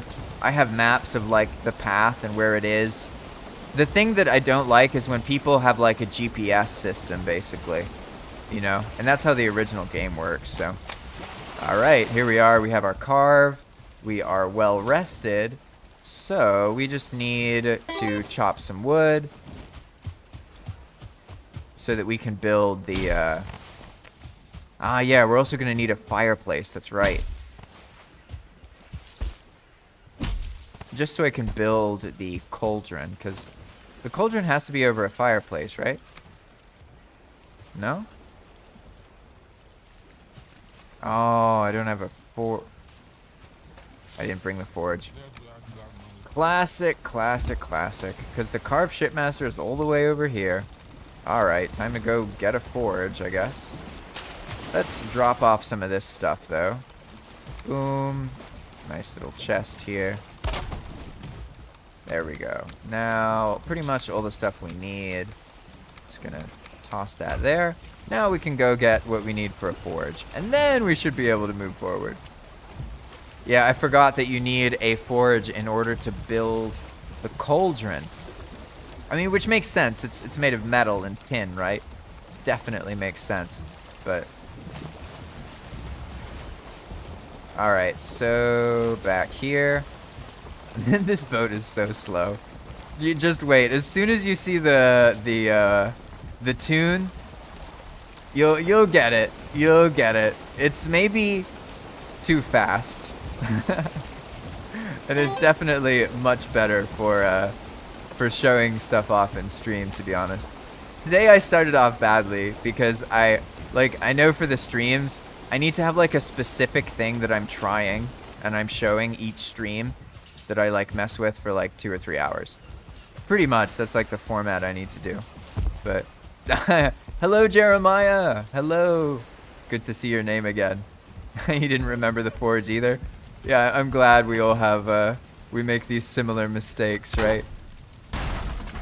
There we go. Got all this. Now I'm good to go. Now I got the forge. Now we can sail over there for the 4th time. At least we have winds now. That's not so bad. And then it'll be way easier because we already have all of the amber pearls. Whereas normally, getting 100 amber pearls for 1 player, that's definitely tough. The only reason I already have them is because we've been doing all of these burial chambers to like build this base and do this let's play. And that has given us all of these amber pearls. But that's like multiple people doing things and working on stuff. So normally you wouldn't just have the amber pearls. You would like do this. You would he'd tell you to build a spice rack. So you're like, all right, got to do that. And then you build a spice rack and he's like, all right, now I want 100 amber pearls. like what the hell? I'm sure people are transfixed by that. Oh, you fucking for real? Of course. I need one more. Oh no, it's not one more stone. I need more than that because the stone is for the forge. That's the problem with talking, to be honest. Like, I have a hard enough time remembering everything I'm doing normally, but when I'm also narrating every step of the way, it's like, oof. I get really forgetful, in all honesty. And I'm just looking for 1 stone. That's it. I just want a little bit of stone. That's not too much to ask for, is it? Ah, there's one. Hooray!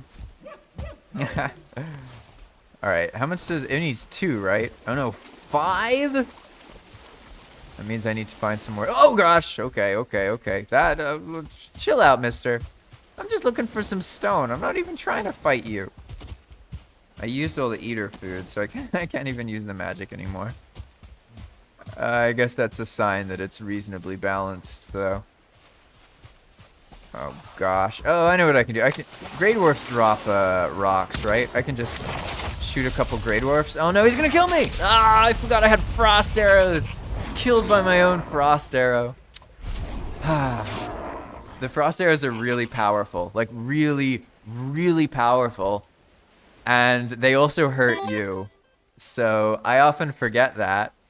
And I just shoot an arrow thinking it's a normal fire arrow. But I had freaking frost arrows. So I can show you what I mean, actually. This is what killed me. If I shoot something, right? Boom. And then there's a frost nova, right? So if you're near the arrow when that frost nova goes off, you take a bunch of damage and you get slowed. And that's literally what just happened. I got wrecked. At least we're not too far away, though. And I also was not doing this properly. Let's eat some better food here. Can go get some more serpent meat at some point. I think there might actually be some eater food somewhere. Yeah, here we go. There we go. Now I'm all ready. Just need to sit, get a little rested bonus.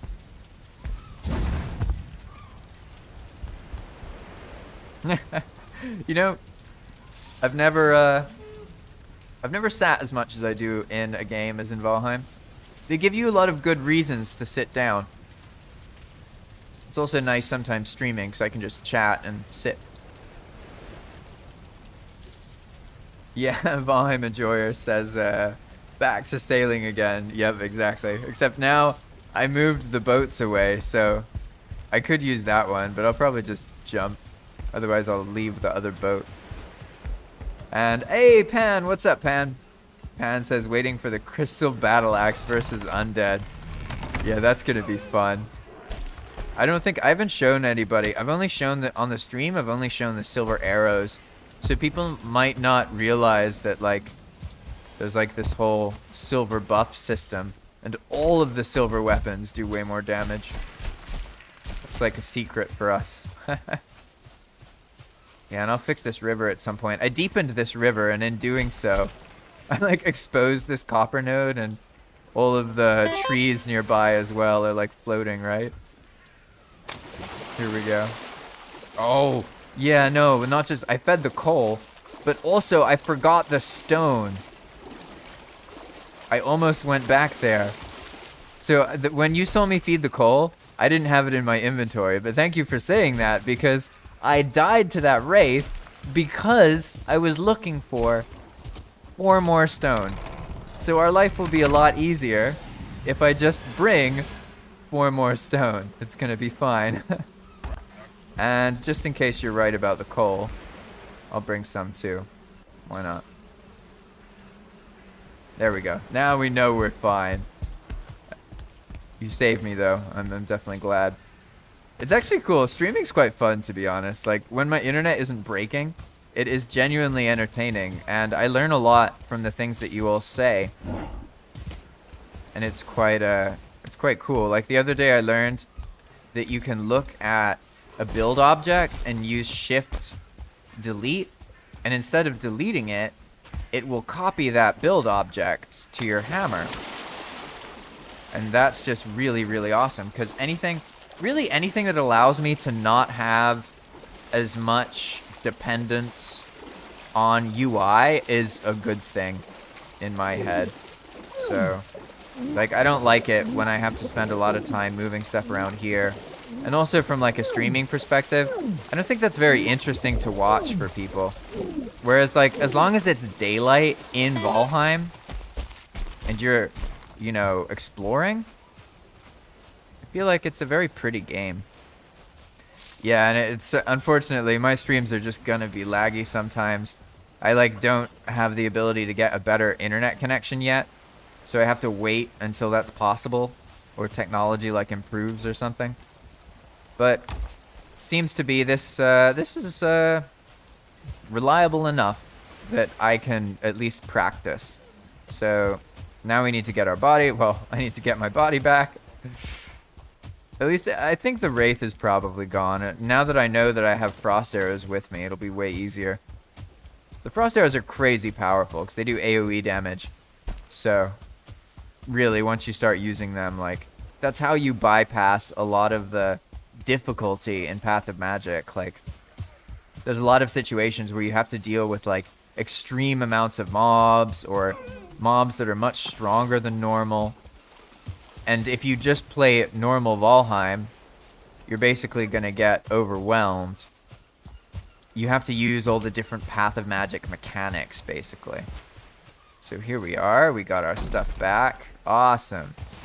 And yeah, I could have just killed Grey Dwarfs to get stone. I don't know why I didn't think about that.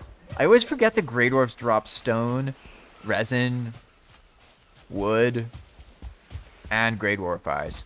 They actually drop quite a few things, don't they? It's funny. It's almost like I sort of did the quest. Yeah, you're right. It does have one of the Diverger Ice Mage abilities. That AoE Nova thing right there. Oh, one of the hens laid an egg.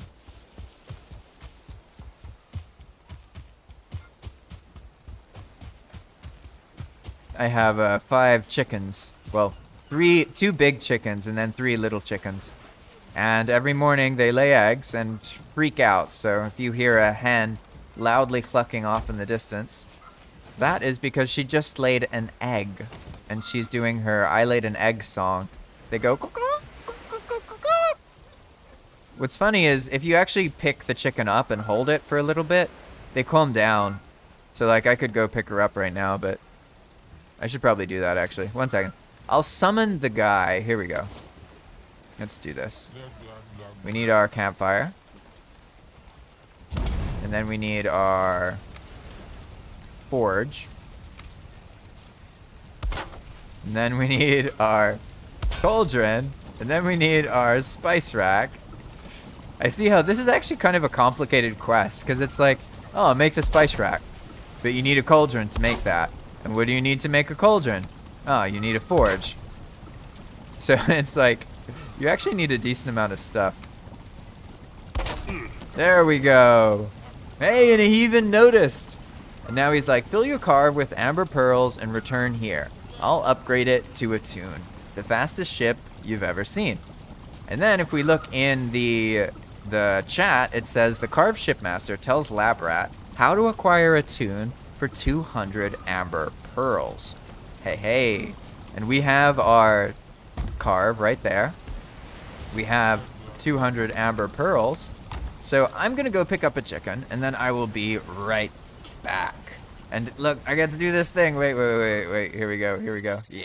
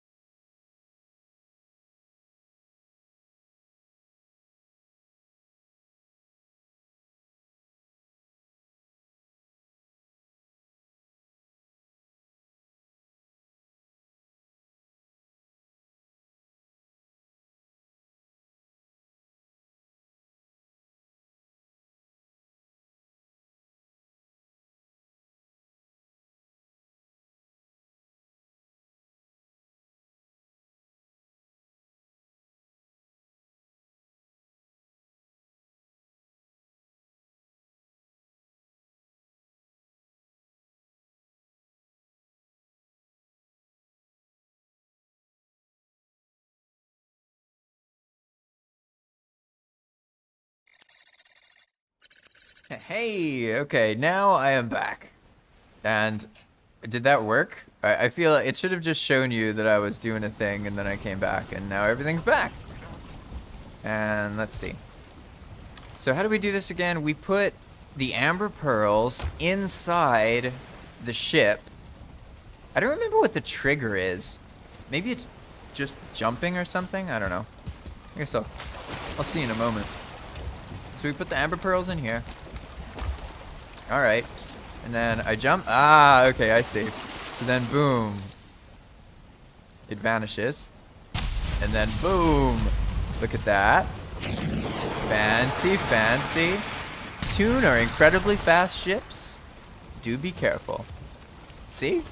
Now we did the quest. We got the reward. Hooray! And if we look in the chat, it says the carved shipmaster built a tune for Labrat. Congratulations, Labrat. So now, look at this. This, you see it's a normal ladder, but then the steering says steer tune. And if we look in the inventory, we can see that we actually have 4 times as much inventory space. Yeah, but just wait for the best part. I don't know if you noticed, but like, look at those buffs. I have a wind run buff, and suddenly I also have a wisp light. And that's what the tune is for. The idea is to make it so it's all about exploring. So you can take the tune, and you could even go off near Ashland, or near the Mistlands or something, but obviously that's a great way to lose your tune. Now, we can see that with one rudder, it's just like a normal boat. Nothing special, nothing fancy. But then as soon as we turn on the sail, it becomes what it really is, right? And the problem is it's actually kind of hard to control because it can go so fast. And you have to be careful because once you once you lose the wind, right, you can't go that fast anymore. You have to have some wind. So even if you have just a little bit, then you can go really fast. But it makes it so you have to be really, really careful about the wind direction. And it actually wasn't designed this way at first. Originally, yeah, right, Tokyo Drift, exactly. Originally, I had it so that it also gave you motor, but then basically, it was too much, pretty much. It always went in a certain direction. Whereas this way, you can sail really, really fast in the direction of the wind, right? So you can use this to get places incredibly quickly. And like I said, I wasn't kidding when I said it's the fastest ship in Path of Magic. It's really, really good if you have control of the wind, if you have the motor power, or you're just okay going the direction that the wind takes you. And this is just one of the ships. There's actually 4 custom ships. And yeah, good ship for bone maw hunting. Exactly. The others haven't seen that though, so yeah, on Path of Magic, the serpents are everywhere. So like bone maw are not just in the ashlands, but I haven't really sailed much, so people haven't really had to see any of that kind of thing, right?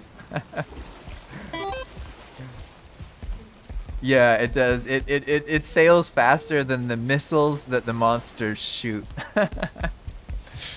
But honestly, I feel like I should sort of go sailing and like do some exploration, to be honest. That might be a good way to handle this. Hey, Calm's here. Maybe Calm wants to ZZ.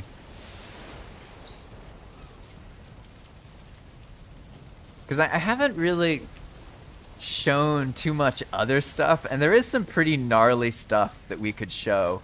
So I could basically put my gear away and go on a little sailing thing, and then basically put the ship somewhere, and then I'll die probably. And then I'll get the ship later. That would be kind of interesting. It'd be a cool adventure, pretty much. We'll have to see, though. There's lots of stuff. Do any of you have any ideas? What do you think I should do? There's so many things. Could do more burial crypts. Could start looking at a sunken crypt area in the swamp. I haven't gotten any iron. Ooh, maybe that's what I could do. I could take this somewhere and try and get some iron and probably die. That sounds kind of fun, actually. Well, you're free to make any suggestions, but I know what I'm gonna do now. And also, if anyone knows and can explain to me what raids are, that would be cool, because I don't know. And so no, actually, the special ships, well, most of the special ships are like the Ultra Cart. So if it gets destroyed, you literally have to redo the quest in order to get a new one, because you can't build them. You can only get them from the quest. So that's like a balancing thing, pretty much. And yeah, Valheim Enjoyer says it's too fast though, and you have to be really good at sailing, because those spike rocks at Ashlands are going to destroy your boat. And yeah, exactly. You lose the upgrade. Exactly, that's how it works. And you're totally right. It's too fast for the Ashland spikes, but also the boat would be destroyed in the Ashlands by the boiling water anyway, because this isn't an invincible ship, but it is way stronger than a normal ship. Like, I can like hurt this, right? This is a carve, so normally they barely have any health, but the quest ships have way more health. They have like 10,000 health, or maybe like 100,000 health or something. I think this one in particular has 10,000 health. But there's actually, there's other quest ships. There's actually 4. This is the fast one for exploring. Then there's a long ship that has like 300 something inventory spaces and a scroll bar. So you can move, like, you could literally put this entire base in one boat and then move it somewhere. And then there's a Drakkar that is completely invincible. So you can literally like use it to fight monsters and put it wherever you want without having to worry about it getting destroyed. And then there's also a raft that's called the fishing raft, and the fishing raft is made for fishing.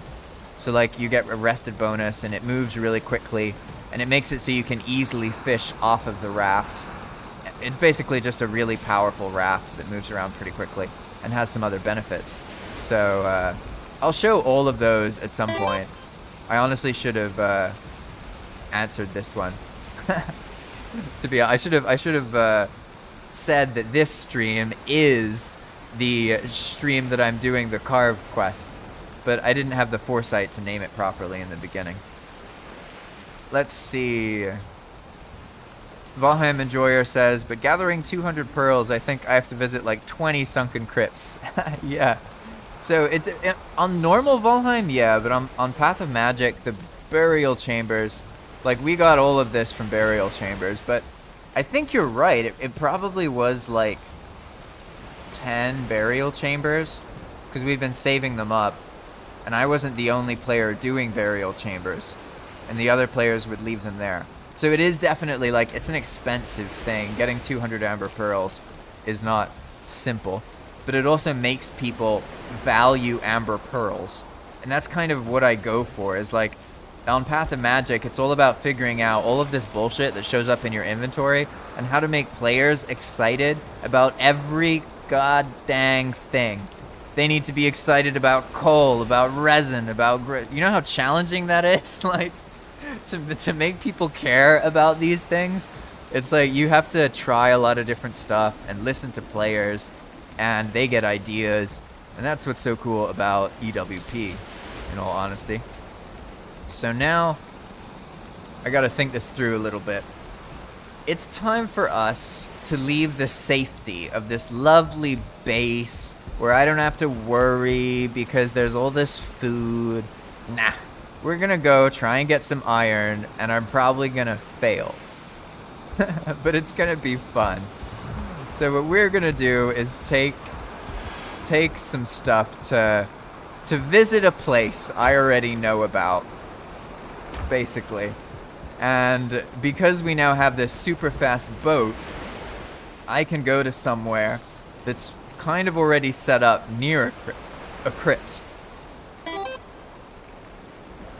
Let's see. And yeah, so when you have the boat, you actually get permanent buffs until death. So this Wisp Light and Wind Run stay on my character until I log out or die. So like I can just be near the boat, and then I get those buffs, and then they basically stay with me. So Wind Run makes you permanently move faster. Well, permanently until you die or log out, basically. And that isn't on purpose. I actually would have originally tried to make it so that you lose the buff, but EWP doesn't work like that, because in Valheim there is no RPC call to remove a player's status. So I can't remove statuses from players. I can only like give them ones that have timers. Like, I could give a player an 8-minute rested bonus, because 8 minutes is the default for the status. But I can't, like, give them a perpetual rested bonus. And I also can't get rid of their rested bonus. But at some point, Valheim will add that. I'm sure there'll be, like, an enemy that does something nefarious, and then that puts it in the game, right? And then we can start using it. So, I need to make sure I have enough materials to go to this swamp area, raid it a little bit, get kills, be alright, somehow make it back here. So I need to take food. That is definitely true. And I'll only have one eater food, so that's going to make this more complicated. I'm definitely going to need some much stronger arrows. So we're going to take a full stack of frost arrows. We have 2 stacks of fire arrows. And where are the silver arrows? We'll take 22 silver arrows. That should be good. And then all this nonsense can go in the nonsense chest. Don't need all this stuff. I'll take the barrel hoops. Who knows, actually. This other base is really old. It's actually from an old playthrough. So I'll probably stick that around. And then we don't need this stuff.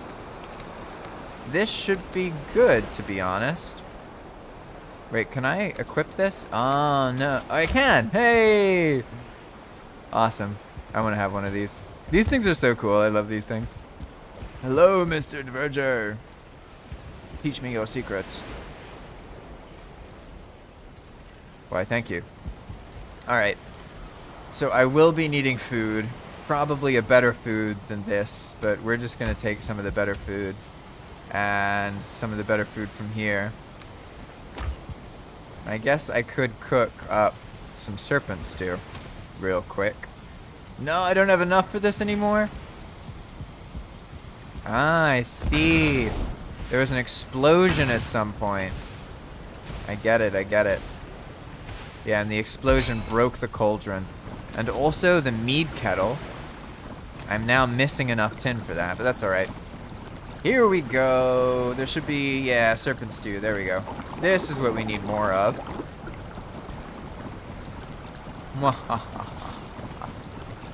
And this is a mod, by the way. This is the, I think, AAA crafting by Azumat. Anti-arithritic. Something like that. It makes it so, normally I would have to click once, make another one. Click once, make another one. But look at this. My hands are free. I'm stretching while it does the work. I don't think our lives are any better by clicking 12 times, to be honest. Clicking in general, I know it's simple, but I don't know. I feel like clicking's sort of bad for mental health. Maybe that's just me. Alright, so we have some stamina food. We have some health food. We have a tiny bit of eater food. And we have another kind of health food. We have an axe. We have stuff that will need a forge to repair. But I think that's okay because there's probably a forge there already. Although, saying that, I see how stupid it is to make a statement like that.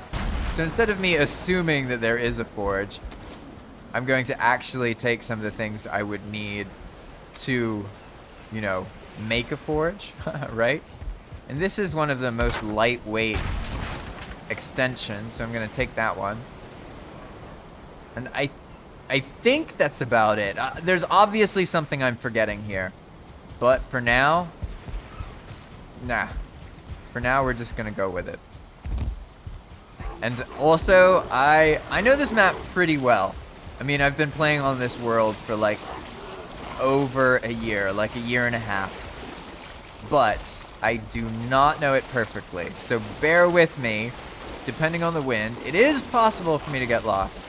Although I'm going into an area I know pretty well. So we're just going to hope for the best. We have some food here. I guess I shouldn't put all my food here. I'll just put a little bit of it in this boat. Just in case. You never know what's going to happen. Alright, that looks good. Hey, there were Grey Dwarfs under our dock. I'm not making the same mistake now. I'm gonna shoot these things with frost arrows and YOLO myself. We're gonna be going to an old base from a long time ago that is near a crypt. Well, it's near a bunch of crypts, actually. And I was hoping... Oh, no, the car's on fire? Stop that. Yeah, you see, you can see a sliver of health gone from the carve. But aside from that, it's much more durable. The problem, though, is... oh, the wind just... The wind is actually going the right way. Awesome. Okay, so basically, the world tree goes from... It rises from the far east, and then it expands across the center of the world, and then points to the west. So, basically, I need to go this way.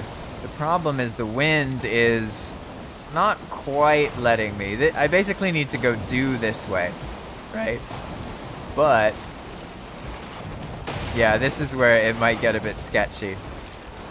You'll see the serpent reality on Path of Magic can be how do I put it? Intense. Like now it seems like everything's fine. Like serpents, there's never any serpents. Why would I have to worry about any serpents, right? But, oof. Just wait. Next thing you know, there's like 10 serpents, and there's bone mole, and all sorts of nonsense. Like, what was that? What was that? I don't know, but it's sketching me out. Hey, okay. So this is a landmark. This is one of the first bases. This is from a long, long time ago, but this isn't where we're going. Uh-oh. Yeah, every time I hear that noise, it's like it could be a serpent. We're actually going to a swamp island that already has a base on it somewhere. I think it actually has 2 bases on it. And then we'll stay at that swamp island, but there's not like a bunch of good stuff there, so it's pretty much just a place to rest. Oh, there we go. Nonsense already. Look at that. Here's some nonsense. That looks like a serpent. It's a normal serpent though. And I got frost arrows, so it should be alright. Well, I would be if the wind was in the right direction. That would make my life so much easier. Yeah, thank you, Pan. Thank you. This would be a great place to die with a quest boat. Alright.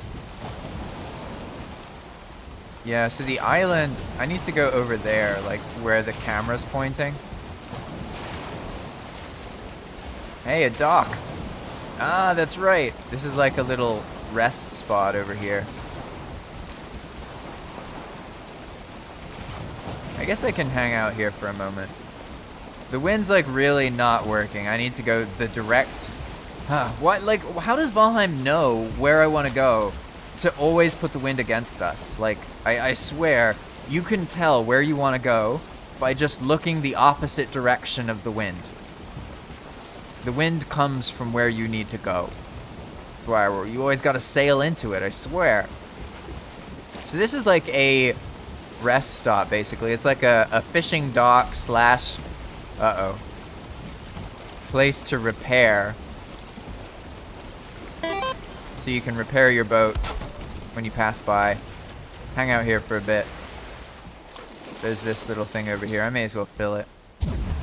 Yeah. Yeah, nothing too fancy. It's just like a little spot to, if you get ambushed and your boat's being destroyed or whatever. Yeah, the north marker, right? These things, so if you ever find these, if I remember right, they always face north. I don't fully remember though. In this case, I honestly don't, I mean, maybe that's true. Yeah, that's probably true. Yeah, no, that's true, because that's the west, north, east, yeah. Oh no, east, north, west. That's right. Yeah, so this island pan is like in between, it's from the path to Ashlands, basically, because the path to Ashlands was different.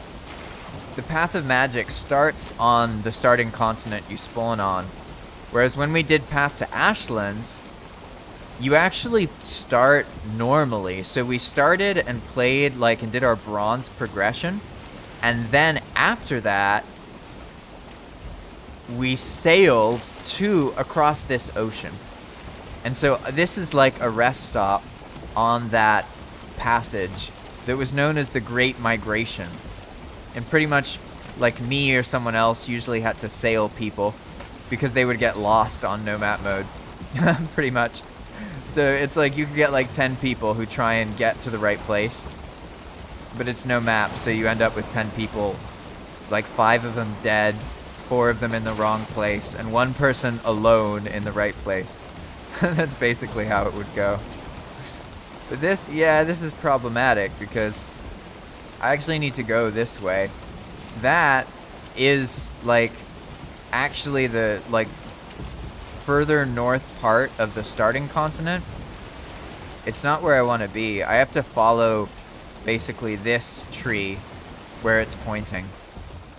And there's going to be like a swamp island at some point. You know, like, I may have the fastest boat in the game, but look at that. I never figured out how to move the rudder speed, so it's still at normal rudder speed. This isn't purposeful, by the way. I would have made it a little bit faster, but it ain't so bad. Alright, Emily says, I am absolutely sure you are right about the wind. It's almost always a pain in the butt. Yeah, that's what makes Motor's ability so cool. I think, like, basically, normally, I use Eek until Motor, and then I just use Motor. But what's funny about this playthrough is you can tell, I mean, I don't even have a boss power activated. Because uh-oh. Do I kill him? Do I run? What do I do? I guess I can run. Hey! Oh no, is it raining? For real? That's not good. I'm gonna point the carve in the direction I think I need to go. And hope for the best. That serpent, I think I lost the serpent. They're really easy to lose the serpents in this boat. But now it's raining. I can barely see the world tree off in the distance, so I know where we are because of that. Is that on purpose? I never noticed that, actually. Huh. That's cool. Okay, well, that's not so bad, actually. Although, this definitely doesn't look ideal, let's say. Is it just like there's a gap in the clouds that allows me to see the world tree? Or is it because it's over there and the clouds are up above me? Kind of hard to tell. Oh gosh. So nerve-wracking. Guess I gotta find something to talk about now. This, it's funny, this is like what, the 18th episode, something like that? It's like 30-something hours into the playthrough. Like a normal game, right? And this is the first time I am stuck in the middle of the ocean. I've done a good job of not exposing all of you to this. Oh, Pan, that's a good idea to do the zigzags, but then I'm gonna get lost. I guess maybe it's close enough, right? I'll try that. I feel like I'm gonna get lost, but maybe it's alright. We'll see. Oh, 1 second. There's someone at the door. Oh, and a bone mole. Ah, perfect timing. 1 second. I have to make it over here and then answer the door and not get killed by this guy.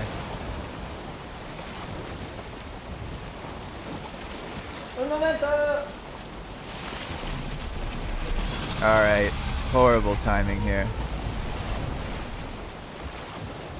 Well, I found the island. This is the correct island, but it is a dangerous spot here. So basically, we're gonna go here, and then I have to log out, and I will redo the stream when I deal with this in real